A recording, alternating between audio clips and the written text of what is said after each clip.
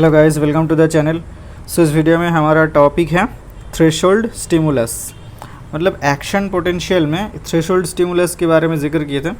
वहाँ पे क्या था कि एक्शन पोटेंशियल जो एक्चुअली हम ये न्यूरॉन्स का न्यूरोफिजियोलॉजी पढ़ रहे हैं, तो न्यूरोनल एक्शन पोटेंशियल के बारे में बात करेंगे यहाँ पे। वहाँ पे रेस्टिंग मेम्ब्रेन पोटेंशियल होता है एक RMP, जो कि होता है कितना -70 मिलीवोल्ट। उसके बाद एक लोकल पोटेंशियल चेंज आता है, ये अगर -70 मिलीवोल्ट है, और ये अगर उसके बाद ये लोकल पोटेंशियल चेंज होने के बाद एक ऐसा पोटेंशियल में मेम्ब्रेन का जो पोटेंशियल पहुंचता है, जिसके बाद डीपोलराइजेशन फेज होता है। मतलब जिसे हम बोलते हैं फायरिंग लेवल ऑफ पोटेंशियल। ये कितना था -55 मिलीवोल्ट। यहाँ पे जाने के बाद मेम्ब्रेन पोटेंशियल तब डीपोलराइजेशन स्टार्ट हो रहा था। मतलब यहाँ पे voltage gated sodium channel open हो रहा था और सोडियम इन्फ्लक्स हो रहा था। उसके बाद ये डीपोलराइजेशन फेज हुआ, उसके बाद रीपोलराइजेशन, उसके बाद ये हाइपरपोलराइजेशन, उसके बाद फिर से ये रेस्टिंग मेम्ब्रेन पोटेंशियल है, फिर से आ जाना। ये जो मेम्ब्रेन पोटेंशियल है -55 मिलीवोल्ट, यहाँ पे सबसे इम्पॉर्टेंट यही बात है, इसे बोलते हैं हम थ्रेशोल्ड पोटेंशियल। मतलब कोई एक स्टिमुलस की वजह से, जो स्टिमुलस की वजह से मेम्ब्रेन पोटेंशियल -55 मिलीवोल्ट तक जाएगा, जो कि एक स्पेसिफिक पोटेंशियल है न्यूरॉन्स के लिए। उसके बाद एक एक्शन पोटेंशियल कम्प्लीटली फॉर्म हो जाता है, जो एक एक्शन पोटेंशियल फॉर्म करता है। थ्रेशोल्ड पोटेंशियल ही सिर्फ एक्शन पोटेंशियल फॉर्म कर सकता है। ओके, तो यही थ्रेशोल्ड पोटेंशियल का टॉपिक है हमारे यहाँ पे। ये जो थ्रेशोल्ड पोटेंशियल है, थ्रेशोल्ड पोटेंशियल में जाने के लिए जो स्टिमुलस चाहिए था उसे हम बोलते हैं थ्रेशोल्ड स्टिमुलाई। ओके, तो वो जो स्टिमुलाई वो डिपेंड करता है उस स्टिमुलाई का स्ट्रेंथ और ड्यूरेशन के ऊपर। यहाँ पे ये जो फैक्टर्स जो है हमारा थ्रेशोल्ड स्टिमुलस के लिए, कौन सा, स्ट्रेंथ ऑफ द स्टिमुलस और ड्यूरेशन ऑफ द स्टिमुलस, इसको अगर ग्राफिकली प्रेजेंट करते हैं, जहाँ पे y एक्सिस पे रखते हैं स्ट्रेंथ को और x एक्सिस पे रखते हैं ड्यूरेशन को, तो कुछ ग्राफिकल उसका जो प्रेजेंटेशन कुछ ऐसा दिखता है।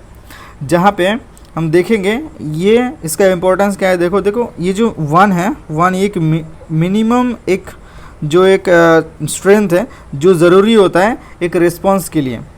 रिस्पॉन्स मतलब एक्शन पोटेंशियल जनरेट करने के लिए, और वो कितने टाइम तक देना पड़ता है। देखो उसको ये पॉइंट पे अगर हम देखते हैं, ये 1 जो मिली एम्पियर करंट है, तो देखो ऑलमोस्ट 2 मिली सेकेंड तक देना हो रहा है। ठीक है, तो एक्चुअली जो 1 मिली एम्पियर जो करंट है, जो मिनिमम करंट है एक्शन पोटेंशियल जनरेट करने के लिए, इसे बोलते हैं हम रियो बेस। मतलब minimum strength of current required to produce a response. मतलब एक्शन पोटेंशियल। ये कितना था 1 milli ampere for a neurons.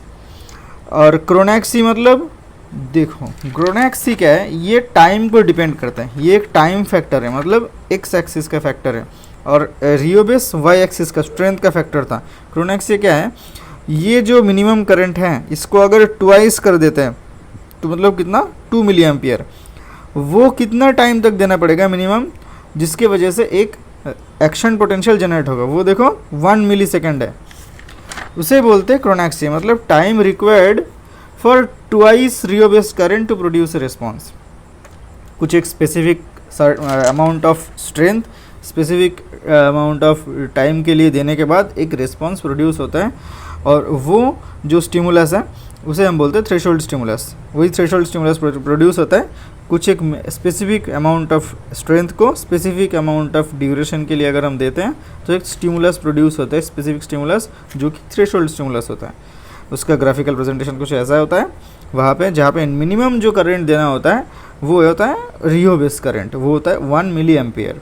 उसका अगर डबल करते हैं, उसको मिनिमम हम 1 मिली सेकेंड के लिए देते हैं, तो एक थ्रेशोल्ड स्टिमुलस प्रोड्यूस होता है, जिसे हम बोलते हैं, ये टाइम फैक्टर को बोलते हैं हम ट्वाइस रियोबेस करंट के लिए जो टाइम फैक्टर है उसे हम बोलते हैं क्रोनैक्सी।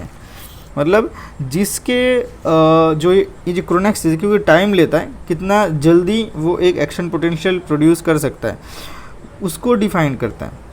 तो इसका मतलब क्या हुआ, एक्साइटेबिलिटी जो है, कौन सा टिश्यू कितना ज़्यादा एक्साइटेबल है, कि मतलब कितना जल्दी एक एक्शन पोटेंशियल जनरेट कर सकता है, उसका टेंडेंसी किसके ऊपर, उसका जो एक्साइटेबिलिटी जो फैक्टर है वो किसके ऊपर डिपेंड करेगा, क्रोनैक्सी ऊपर। जितना कम टाइम में वो रिस्पॉन्स प्रोड्यूस होगा वो टिश्यू उतना ज़्यादा एक्साइटेबल होगा। तो इसीलिए वो क्रोनैक्सिया और एक्साइटेबिलिटी इन्वर्सली प्रोपोर्शनल है, मतलब जितना कम क्रोनैक्सिया उतना ज़्यादा एक्साइटेबिलिटी। कम क्रोनैक्सिया मतलब ट्वाइस रिवर्स करंट, जितना कम टाइम में वो एक एक्शन पोटेंशियल जनरेट करेगा वो टिश्यू उतना ही ज़्यादा एक्साइटेबल है। इसीलिए neurons are more excitable than muscle, ठीक है, मसल से ज़्यादा न्यूरॉन एक्साइटेबल होता है। और इसमें और एक टर्म आता है एकोमोडेशन एंड एडेप्टेशन। तो एकोमोडेशन क्या है, देखो सी मतलब सी, देखो एकोमोडेशन में सी छोटा आ रहा है, एडेप्टेशन में देखो डी सी से तो बड़ा है उसके बाद आता है, ठीक है, ऐसे ऐसे याद रखना है। ये मतलब अंडरस्टैंडिंग को इसे एक निमोनिक की तरह, मतलब निमोनिक तो नहीं है, कुछ ऐसे ये ट्रिक से याद रखना है।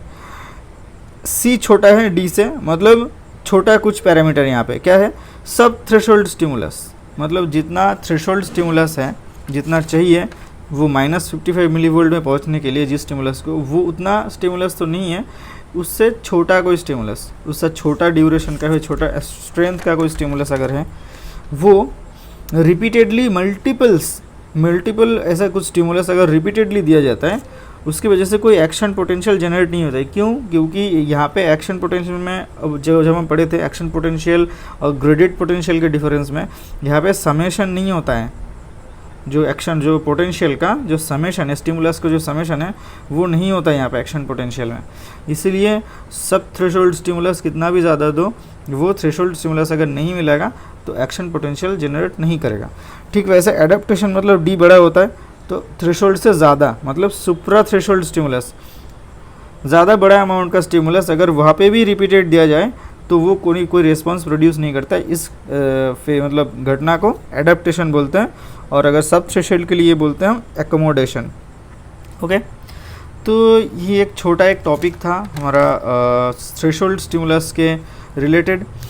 इसका जो फैक्टर्स जो है जो डिफाइन करता है थ्रेशोल्ड स्टिमुलस को, वो ये यहाँ पे हम डिस्कस किए, और मिलते हैं नेक्स्ट वीडियो में।